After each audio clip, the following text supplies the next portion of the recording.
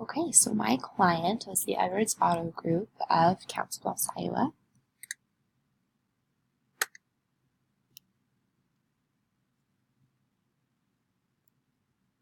Their goals were to gain more followers and likes per post.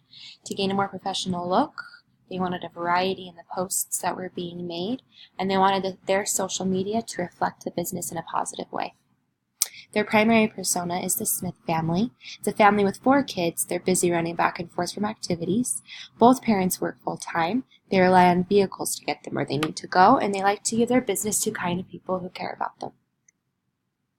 The secondary persona's name is Ashley. She is a college student. She does not have a ton of money to spend. She goes to visit home once a month by vehicle. She works full-time, attends school full-time, and volunteers at the nearest children's hospital.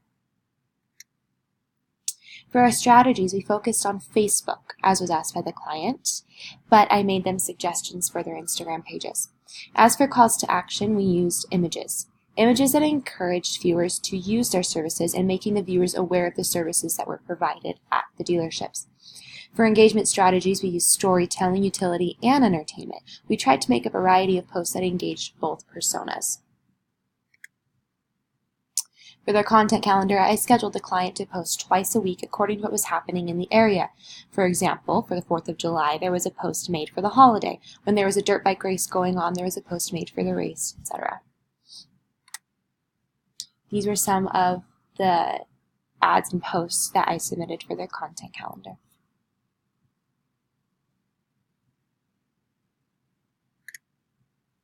Overall, the campaign was a success. The business learned new things and set up a new protocol for their social media. The content they used did very well, gained them followers, likes, comments, and shares. They also noticed an increase of customers coming in and commenting on the posts that were made, which was part of their overall goal.